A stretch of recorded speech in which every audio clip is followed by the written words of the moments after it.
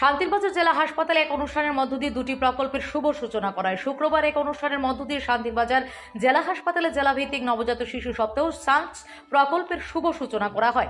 প্রদীপ প্রজ্বলনের মধ্য দিয়ে আজকের এই অনুষ্ঠানের শুভ সূচনা করলেন শান্তিরবাজার পৌর পরিষদের চেয়ারম্যান স্বপ্না বৈদ্য। উদ্বোধকের পাশাপাশি আজকের এই অনুষ্ঠানে উপস্থিত ছিলেন দক্ষিণ জেলার মুখ্য স্বাস্থ্য আধিকারিক ডাক্তার সুব্রত দাস, শান্তিরবাজার জেলা হাসপাতালের এমএস ডাক্তার জে.এস. রিয়ান, শান্তিরবাজার জেলা হাসপাতালের শিশু বিশেষজ্ঞ চিকিৎসক ডাক্তার প্রসেনজিৎ দাস সহ অন্যান্যরা। আজকের এই অনুষ্ঠানে নবজাত শিশুদের কিভাবে যত্ন নেওয়া প্রয়োজন তা নিয়ে বিস্তারিত আলোচনা করেন শিশু বিশেষজ্ঞ চিকিৎসক ডাক্তার প্রসেনজিৎ দাস। অপরদিকে নিউমোনিয়া মুক্ত শৈশবকাল উপহার দিতেও আজকের কর্মসূচি সম্পর্কে সংবাদ মাধ্যমের সামনে জানালেন দক্ষিণ জেলার মুখ্য স্বাস্থ্য আধিকারিক ডাক্তার সুব্রত দাস। আজকের এই অনুষ্ঠানে নবজাত শিশুদের যত্ন নেবার জন্য স্বাস্থ্য দপ্তরের পক্ষ থেকে কিছু সামগ্রী তুলে দেওয়া হয়। স্বাস্থ্য দপ্তরের উদ্যোগে আয়োজিত আজকের এই অনুষ্ঠানকে কেন্দ্র করে অনুষ্ঠানে উপস্থিত সকলের মধ্যে ব্যাপক উৎসাহ ও উদ্দীপনা লক্ষ্য করা যায়।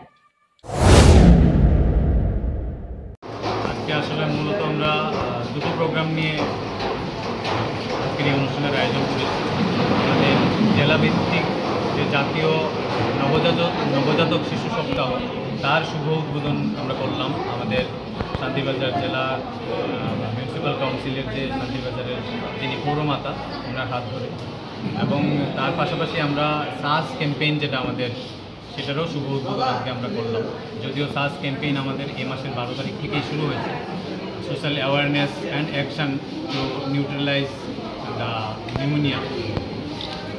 এই দুটো প্রোগ্রামের শুভ উদ্বোধন করলাম এবং পরবর্তীকালে এক সপ্তাহব্যাপী নবজাতক শিশু সপ্তাহ আমরা উদযাপন করব।